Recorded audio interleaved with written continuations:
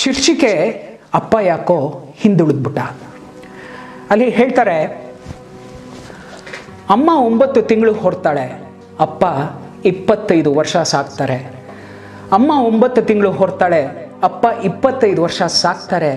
ಜೀವನದಲ್ಲಿ ಇಬ್ಬರು ಸಮವಾದ್ರು, ಅಪ್ಪ ಯಾಕೋ ಹಿಂದುಳಿದ್ಬಿಟ್ಟ. ಜೀತ ತಗೊಳ್ದೆ ಅಮ್ಮ ಮನೆಯಲ್ಲಿ ದುಡಿತಾಳೆ, ತನ್ನ ಜೀತನೆಲ್ಲ ಅಪ್ಪ ಮನೆಗೆ ಅಂತಾನೆ ಖರ್ಚು ಮಾಡ್ತಾನೆ. ಜೀತ ತಗೊಳ್ದೆ ಅಮ್ಮ ಮನೆಯಲ್ಲೇ ದುಡಿತಾಳೆ, ತನ್ನ ಜೀತನೆಲ್ಲ ಅಪ್ಪ ಮನೆಗೆ ಅಂತಾನೆ ಖರ್ಚು ಮಾಡ್ತಾನೆ. ಅಮ್ಮ ಅಪ್ಪ ಶ್ರಮ ಸಮವಾಗಿದ್ರು, ಅಪ್ಪ ಯಾಕೋ ಹಿಂದುಳಿದ್ಬಿಟ್ಟ.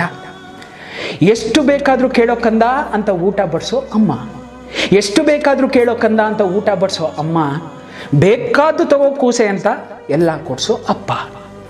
ಅಮ್ಮ ಅಪ್ಪ ಪ್ರೀತಿ ಸಮವಾಗಿದ್ರು, ಅಪ್ಪ ಯಾಕೋ ಹಿಂದುಳಿದ್ಬಿಟ್ಟ. ಫೋನ್ನಲ್ಲಿ ಅಮ್ಮನ ಹೆಸರು ಏಟು ಬಿದ್ದಾಗಲೂ ಅಮ್ಮ ಅನ್ನೋ ಕೂಗೋ ಕೂಗಲ್ಲೂ ಎಲ್ಲದರಲ್ಲೂ ಅವಳೆ. ಫೋನ್ನಲ್ಲಿ ಅಮ್ಮನ ಹೆಸರು ಏಟು ಬಿದ್ದಾಗಲೂ ಅಮ್ಮ ಅಂತ ಕೂಗೋ ಕೂಗಲ್ಲೂ ಅವಳೇ ಇದ್ದಾಳೆ. ನಾವು ಬೇಕು ಬೇಕು ಬೇಕು ಅಂದಾಗಲೆಲ್ಲ ಆನಂದದ ಉಯ್ಯಾಲೆಯಲ್ಲಿ ನಮ್ಮನ್ನು ತೂಗಾಡಿಸಿದ ತಂದೆ ತನ್ನ ಹೆಸರು ಮಕ್ಕಳು ಬಾಯಲ್ಲಿ ಬರಲಿಲ್ವಲ್ಲ ಅಂತ ಯಾವತ್ತಾದರೂ ಕೋಪಿಸ್ಕೊಂಡು ಕೂತ್ಕೊಂಡ? ಇಲ್ಲ. ಅಲ್ಲೂ ಕೂಡ ಅಪ್ಪ ಅಮ್ಮನ್ನ ಮುಂದೆ ಬಿಟ್ಟು ಯಾಕೋ ಹಿಂದುಳಿದ್ಬಿಟ್ಟ. ಅಮ್ಮಂಗೆ ಮಕ್ಕಳಿಗೆ ಬೀರು ತುಂಬ ಬಣ್ಣ ಬಣ್ಣದ ಬಟ್ಟೆಗಳು. ಎಷ್ಟು ಚೆನ್ನಾಗಿದೆ ಕೇಳಿ. ಅಮ್ಮಂಗೆ ಮಕ್ಕಳಿಗೆ ಬೀರು ತುಂಬ ಬಣ್ಣ ಬಣ್ಣದ ಬಟ್ಟೆಗಳು, ಅಪ್ಪನ ಬಟ್ಟೆಗೆ ಅಲ್ಲಲ್ಲಿ ತ್ಯಾಪೆ ಬಿದ್ದ ಸೂಜಿ ದಾರದ ಬರೆಗಳು. ಅಮ್ಮಂಗೆ ಮಕ್ಕಳಿಗೆ ಬೀರು ತುಂಬ ಬಣ್ಣ ಬಣ್ಣದ ಬಟ್ಟೆಗಳು, ಅಪ್ಪನ ಬಟ್ಟೆಗೆ ಅಲ್ಲಲ್ಲಿ ತ್ಯಾಪೆ ಬಿದ್ದ ಸೂಜಿ ದಾರದ ಬರೆಗಳು. ತನ್ನ ತಾನು ನೋಡ್ಕೊಳ್ದೆ ಜೀವನ ಸಾಗಿಸೋ ಅಪ್ಪ, ತನ್ನನ್ನು ತಾನು ನೋಡ್ಕೊಳ್ದೆ ಜೀವನ ಸಾಗಿಸೋ ಅಪ್ಪ, ಅಮ್ಮ ಮಕ್ಕಳ ಜೀವನದಲ್ಲಿ ನೆನಪಾಗದೇ ಇರೋ ಅಷ್ಟು ಹಿಂದೆ ಉಳಿದ್ಬಿಟ್ಟ. ಅಪ್ಪ ಯಾಕೋ ಹಿಂದೆ ಉಳಿದ್ಬಿಟ್ಟ. ಅಮ್ಮಂಗೆ ಅಷ್ಟಿಷ್ಟು ಬಂಗಾರದ ಒಡವೆಗಳು, ಅಮ್ಮಂಗೆ ಅಷ್ಟಿಷ್ಟು ಬಂಗಾರದ ಒಡವೆಗಳು, ಅಪ್ಪಂಗೆ ಮೈ ಮೇಲಿನ ಉಡದಾರನೇ ಆಭರಣ.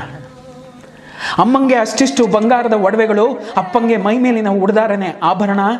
ತನ್ನ ಕುಟುಂಬಕ್ಕೋಸ್ಕರ ಎಲ್ಲ ಮಾಡಿದ್ರು ಒಂದಷ್ಟು ಗುರುತಲ್ಲಿ ಉಳಿಯೋ ನೆನಪಲ್ಲಿ ಕೂಡ ಅಪ್ಪ ಯಾಕೋ ಹಿಂದೆ ಉಳಿದ್ಬಿಟ್ಟ.